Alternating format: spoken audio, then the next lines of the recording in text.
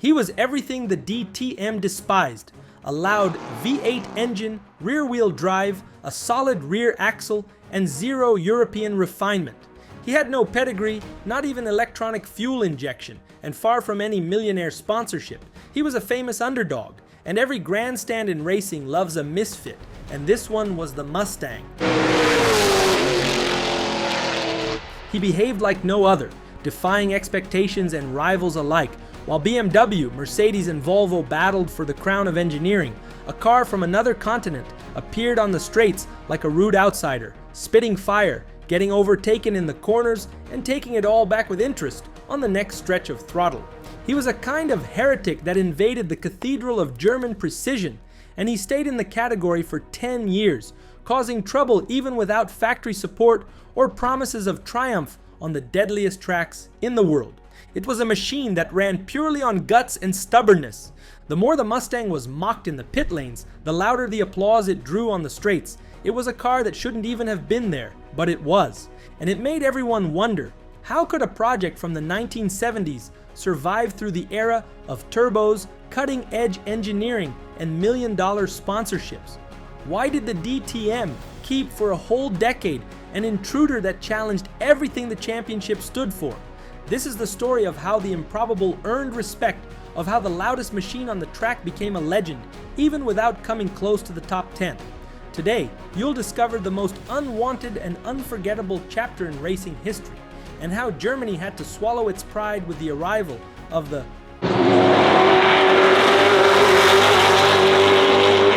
Mustang, the intruder of the DTM. Prologue. The end of the 1970s left deep marks across the planet. The oil crisis had shaken economies and changed consumer habits, forcing manufacturers to rethink the concept of efficiency. In the United States, giant engines and luxury coupes began to give way to more compact cars, also pressured by the first strict emission regulations. Meanwhile, across the Atlantic, Europe was rebuilding amid economic difficulties and inflation that reached even the automotive industry, yet it kept alive its tradition of refined engineering and motorsports as a showcase of technology. Culturally, it was a period of contrasts. Hey, mama said the way you move gon' make you sweat, gon' make you groove. Rock music coexisted with the rise of electronic sounds. Movies like Mad Max and Rocky portrayed a world of struggle and perseverance, and motorsport reflected that same spirit. Racing cars were no longer just displays of bravery. They had become laboratories where efficiency, aerodynamics, and even experiments with supercharging determined who would be the kings of speed. The audience, increasingly demanding, packed the grandstands in search of idols and machines that represented both innovation and national pride. Instead of ultra-expensive prototypes, the focus shifted to street cars, adapted for the track, as long as they were mass-produced. 5,000 units in 12 months, a rule that sounded simple but completely redefined the strategies of major manufacturers. Although the regulation was officially established by the FYA in 1982, its practical application varied from country to country. In England, the BTCC quickly embraced the change, turning local races into a true catalogue of street models.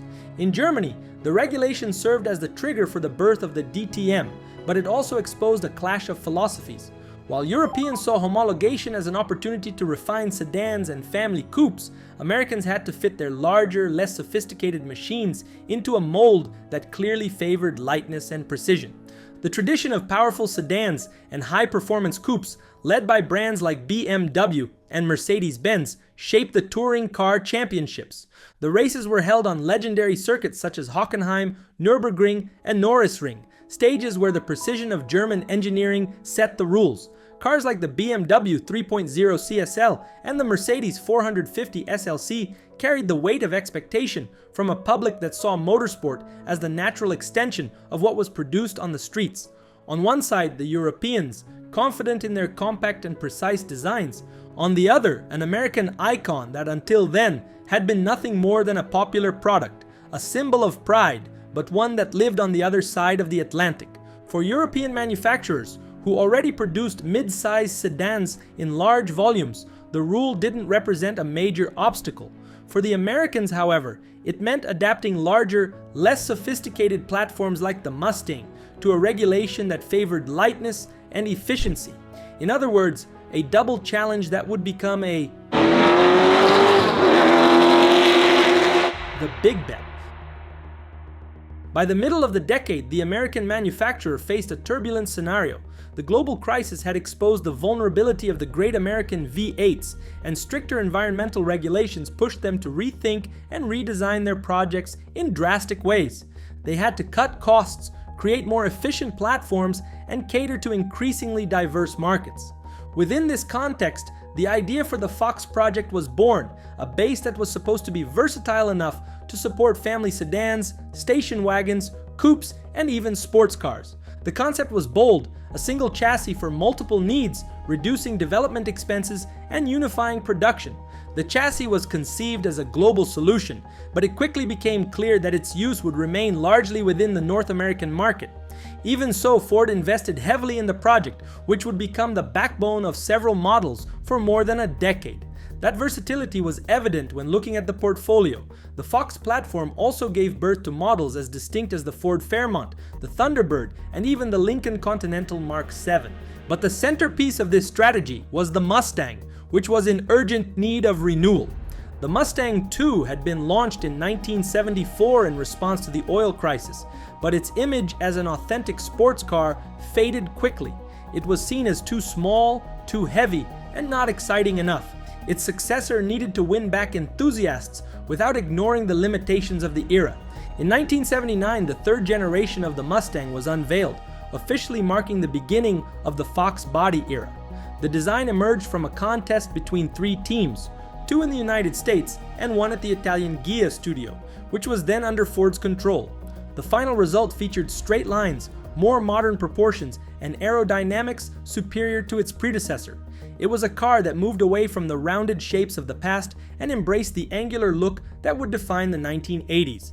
Under the hood, the variety of engines reflected the uncertainty of the times. There was a 4-cylinder 2.3-liter engine with 88 horsepower, aimed at fuel-conscious buyers, and a 5.0-liter V8 capable of producing 140 horsepower in its initial configuration. Although modest compared to its rivals, this V8 carried in its DNA the Windsor architecture that had already proven itself in competition, including the iconic Boss 302. The block, simple and robust, soon became fertile ground for tuning and upgrades. One name also stood out: Jack Roush, who years later would become one of the greatest figures in NASCAR, began building his reputation right there, extracting extra power from seemingly outdated Windsor engines. His work in IMSA and Group A competitions showed that there was hidden talent in simplicity. While German rivals were investing in electronic fuel injection and sophisticated cylinder heads, Roush kept insisting on the 4-barrel carburetor, and even so, he was achieving numbers that astonished even the most skeptical engineers. The Fox Mustang quickly gained popularity. Its competitive price and ease of modification attracted young drivers, enthusiasts, and independent teams. Although it was not the most refined sports car on the market, like the Porsche 911 or the Alfa Romeo Montreal, the American car had charisma and offered something essential: potential. It didn't take long for tuners to see in the coupe a platform capable of facing bigger challenges, even on the racetrack. In 1982, homologation under Group A regulations finally opened the door to international competition. The Mustang, until then seen as a typically American product, could now compete in championships governed by the FIA, including the newly created German DTM. Even before facing the intensity of that category, the Mustang had already appeared in the ETCC, the European Touring Car Championship. Its presence there was modest, but enough to open the doors of the continent to the American muscle car, setting the stage for the German adventure that would soon follow. In that adventure, while refined BMWs and Mercedes machines arrived with independent suspensions and precision engineering, the Mustang lined up with a rigid rear axle and technical solutions that looked outdated and crude. Even so, the combination of low cost and high power made it an interesting weapon for privateer teams.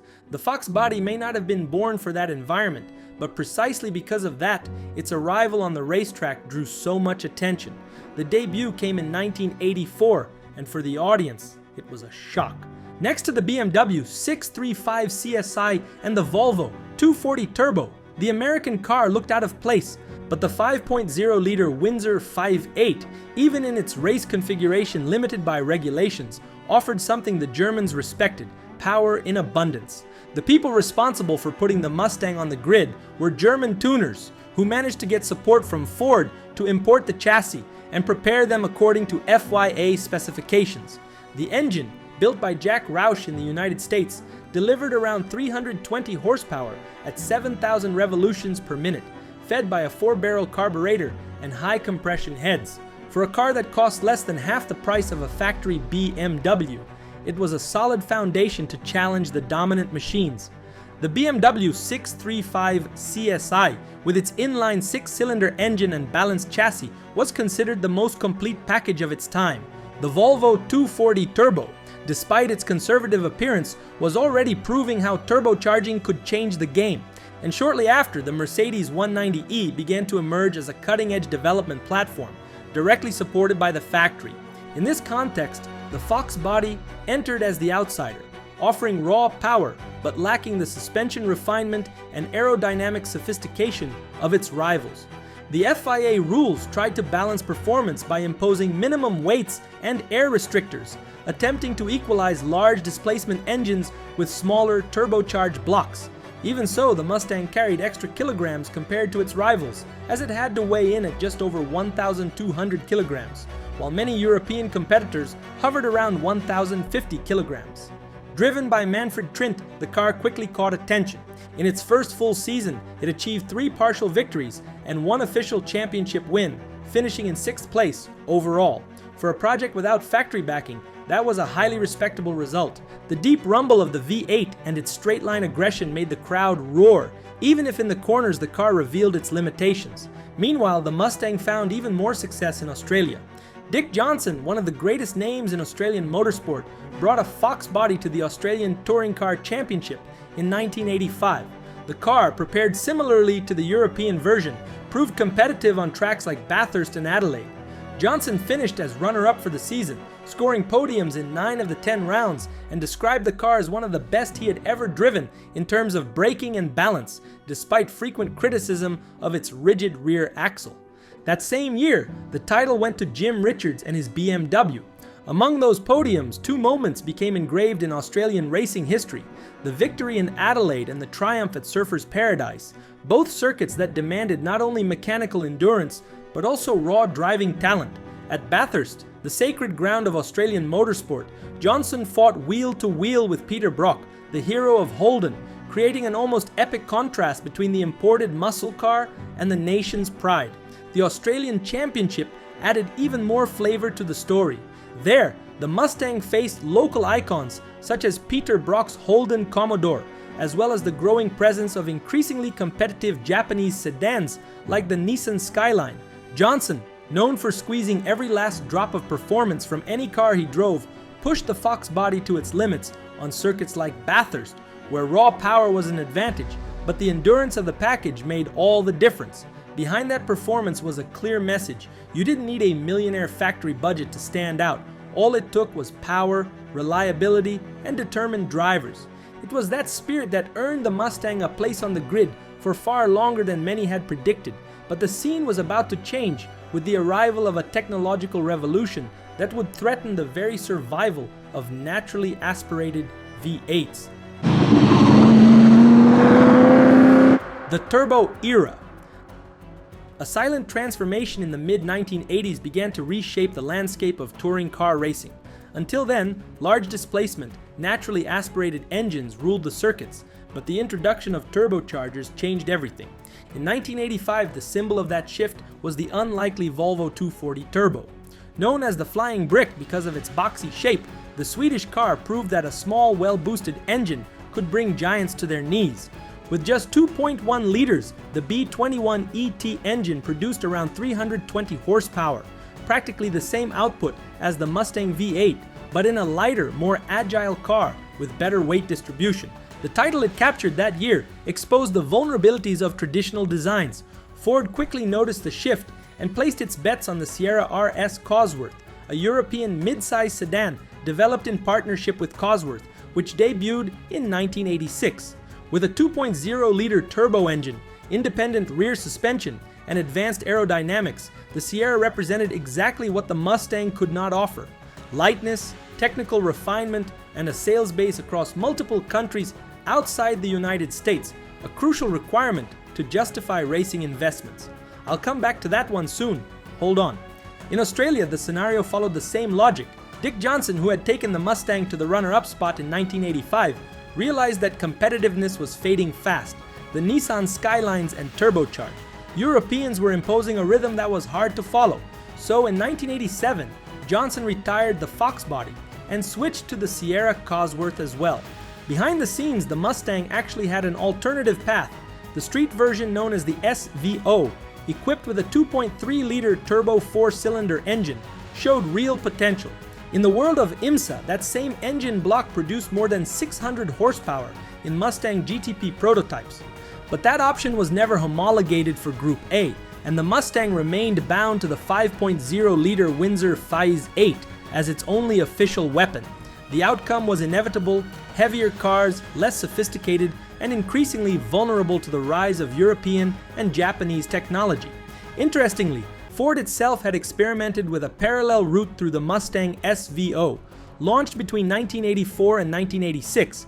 It was a more sophisticated coupe, featuring a 2.3-liter turbo engine, revised suspension, disc brakes on all four wheels, and refined aerodynamics, a product designed to meet European standards.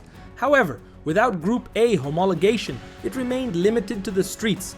The definitive turning point came in 1993, when the DTM adopted the FIA Class 1 regulations. It marked the beginning of an era where cars featured cutting-edge electronics, composite materials, and even all-wheel drive.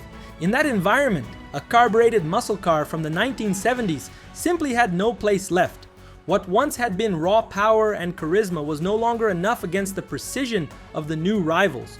The image of the American Mustang, which had once captivated crowds with its roar alone, began to transform into a symbol of resistance, a nostalgic echo of a glorious era that would never return. Even so, the story of the Fox body was far from over. Without factory backing, something had to happen, and it did. An unlikely figure would take on the mission of keeping the car alive on the track, facing giants with limited resources and plenty of courage. When it seemed that the American model had already fulfilled its role in international motorsport, an unexpected character appeared to extend its life in competition. Gerd Ruch, a Berlin businessman driver from the heating and plumbing industry, decided to channel his passion for racing into something few would dare: buying a used competition Fox body, putting it back on track, and challenging the elite of the DTM with it. Without factory support or millionaire sponsorships, his bet seemed almost naive compared to teams like Schnitzer, Zaxbyt, and AMG, which had astronomical budgets and professional drivers. But the secret was in cost effectiveness. While a top-level team spent more than 80,000 Deutsche Marks on a single BMW 4-cylinder engine, Ruch managed to import from the United States Windsor V8s, prepared by Roush, producing over 500 horsepower for about 15,000 marks. Simple, robust, and brutal, the engine still used a 4-barrel carburetor, while his rivals were already running sophisticated electronic fuel injection systems. Beyond the low cost of the engines, Ruch improvised in areas where factory teams spent fortunes. While rivals used advanced telemetry to fine-tune suspension and brakes, his team relied on handwritten notes and the driver's own feel. Even replacement parts were fitted in independent workshops in Berlin. Far from the million-dollar infrastructure of factory giants like BMW Motorsport. That technological gap showed on the track, but the American car compensated with explosive acceleration on the straights, always accompanied by a deafening roar that captured the attention of the grandstands. The points results were modest but honorable. In 1992, Ruch managed to finish among the top 10 at Hockenheim, repeating the feat the following year at Norris Ring. For a car designed in the mid-1970s to compete head-to-head with machines like the Mercedes 190e Evo 2 or the BMW M3, E30 was already an achievement in itself. Over time, even Ruch gave in to logic. In 1995, he replaced the Mustang with a Mercedes C-Class DTM specification car, more competitive and predictable. The farewell, however, left a void among fans. The Mustang had been present since 1984, but its truly consistent campaigns ran from 1988 to 1994 under Gerd Ruch. The Fox body may never have been the champion Ford dreamed of, but its journey proved that charisma and passion also have a place on the racetrack, and that sometimes it is precisely the improbability that leaves the deepest mark on collective memory. It is astonishing how the American car managed to remain in the DTM for an entire decade, surviving regulation changes, the arrival of turbos, and the technological onslaught from BMW, Mercedes, and Opel. For 10 years, it stayed relevant in the most sophisticated touring car championship in the world. And even without lifting a champion's trophy, its presence challenged the logic of modern racing. The secret of its longevity lay less in competitiveness and more in spectacle. It showed that there was still room for improvisation and passion in a championship increasingly dominated by money and high-end engineering. It became the symbol of persistence, of the privateer against the corporate, of audacity against logic. Its legacy crossed borders, from Australia to the United States. The mystique of the muscle car as a machine capable of racing anywhere only grew stronger. And in Germany, where theoretically it should never have belonged, it gained fans who still remember the roar of the American V8, echoing among the harmonized chorus of European 4- and 6-cylinder engines. The story of the Mustang in the DTM is not about titles or statistics. It is about the courage to defy the obvious and to keep alive the rebellious spirit of racing. When people talk about the legendary cars of the championship, the spotlight always falls on the BMW M3 E30 or the Mercedes 190e Evo 2, but among them, there was an intruder that never bowed to anyone. And that is precisely why, decades later, the Mustang Fox body remains remembered as one of the most unlikely and charismatic chapters in European motorsport history. Remember what I told you earlier, that everyone loves an underestimated hero.